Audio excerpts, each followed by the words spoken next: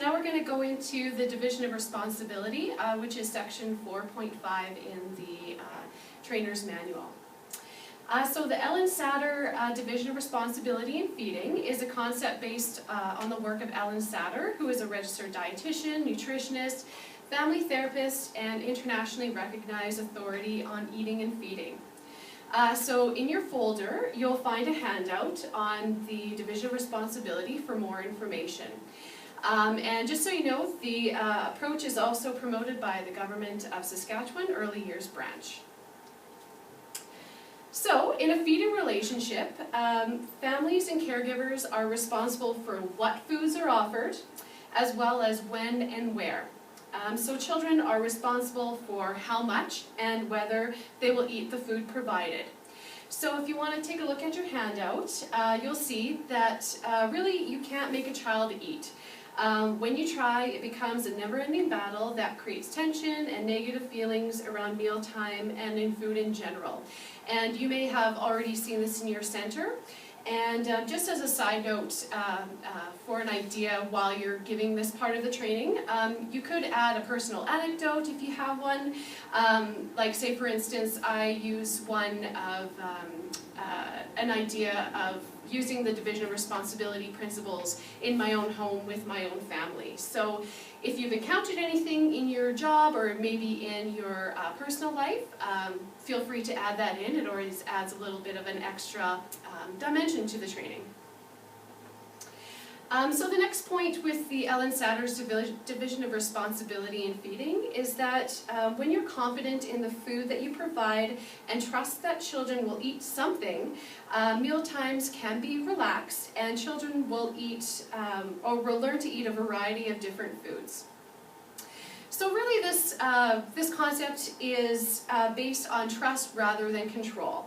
So children trust that you will provide them with nutritious and appealing foods in adequate amounts and at regular intervals in a setting that allows them to focus on eating and feeding. And caregivers trust that children will listen to their own hunger and fullness cues and eat enough for them as nature intends. The model of feeding promotes the development of positive attitudes towards food and healthy eating behaviors.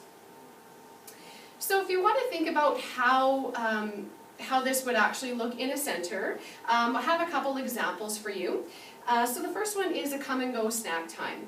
So snacks are offered in a window of, say, 20 minutes, and the children are invited to eat their snack during that time, but they don't necessarily have to all start and finish at the same time. So the educators remind them that the snack cart will close and that food won't be available until the next meal or snack. And the children still eat their snack with educators at the table under supervision. So the next one is serving dessert. So instead of serving dessert at the end of a meal as part of a reward for eating well, dessert can be served in an individual portion as part of the meal. So then children can decide when they want to eat their dessert, but they only get one portion. So how could this look in your center? You can ask the participants that, as well as you can also bring up that they can make policy changes within their center and to basically help support the division of responsibility in their center. So does anyone have any questions?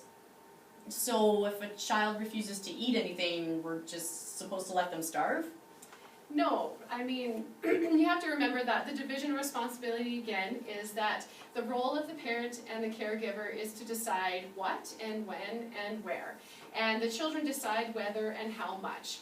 So again, caregivers provide, children decide. So one of the strategies that the Ellyn Institute actually recommends is serving bread at each meal. So typically children will eat at least bread, and so what you're able to do is provide them at the same time as you're serving the other items, especially if it's maybe a new food that you're introducing. So at least then you know that the child will at least have the bread.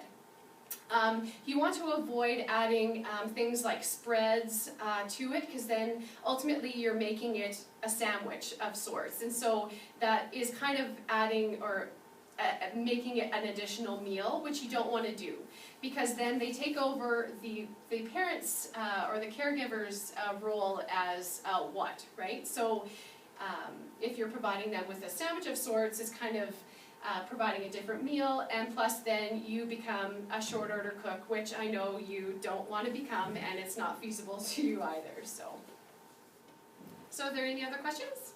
Yes, I have a question. What if kids refuse to eat vegetables? Isn't that a lot of food waste? Well, we have to keep in mind that when you introduce new foods to children, you have to do it about 15 to 20 times, not just once or twice. So again, you know, if you've just started introducing a new vegetable, you have to do it multiple times, not just once or twice, kind of keep up with it. As well too, in terms of the food waste, I mean, with children there is inevitable food waste, so there's nothing you can really do about that per se, but one suggestion that some of our centers have actually done or implemented is that they had originally mentioned that they've had a lot of food waste, and what can they do to prevent that? One of the suggestions that we've actually given them is serving meals family style. So allowing the children to serve themselves and allowing them to also choose what they want to eat. Then we've actually heard that that a lot of the centers have had a lot of less food waste that way. And also too, if you've noticed that, say for instance, the carrots are rarely ever chosen, you may also want to consider changing up how you're actually serving the carrots. So if they're usually presented in kind of a boiled format, you know, try having it raw. Try a different size or a shape. So instead of circles, make them sticks or crinkle cut, or even including them in part of the casseroles and mentioning that there's carrots in there. So again, there's a different strategies on how to help with that. So we have a parent, and they always come in because they're really upset. Their child is hungry at the end of the day. And the child always says to them, "Oh, I haven't eaten all day." It's like we're starving the kid or something. So what can we do about that? Do you have any ideas? Right, so again, this is kind of when the center's policies come into play. So if as in a center you decide that you want to implement the division of responsibility in feeding, so providing the food and allowing the children to decide whether they will eat the food and decide how much they want to eat. What you would want to do beforehand is provide education to the parents. So let them know about these upcoming changes to your nutrition policies that you're making. Let them know exactly what your steps will be, and let them know of changes that you're doing so that they are aware. If after you provided them with the information and you've implemented the division of responsibility, and if they are still coming in and I wouldn't say complaining, but voicing their concerns that their child is still hungry, you can just explain that ultimately as a center you decided to have the children decide how much they want to eat and whether they want to eat. You're not forcing any bites, so you're just kind of letting them choose to eat. Usually centers have mentioned that the children will eat throughout the day. They're not going to starve themselves, and children generally don't do that. And just to reassure parents that that's what you're doing and that's what you've chosen to do, and ultimately the children will kind of come back to it. So we have a little boy at our center who's diagnosed with several behavioral challenges. Do you know if, like, Ellyn Satter's website might have something about, like, ADHD and stuff on there? You know, I'm not really sure. I think their website mentioned something, but I'm not 100% sure, so I'm going to have to get back to you on that. So if you remember, in your folder you have an unanswered question page. I encourage you to write that question down with your contact information and hand it in to me afterwards, and I'll look into it and get back to you. Awesome, thanks. I have another question. What if a child repeatedly asks for additional servings of an item? Let's say meatballs is a common one. According to the division of responsibility philosophy, is this meaning that we should not stop them from eating multiple servings?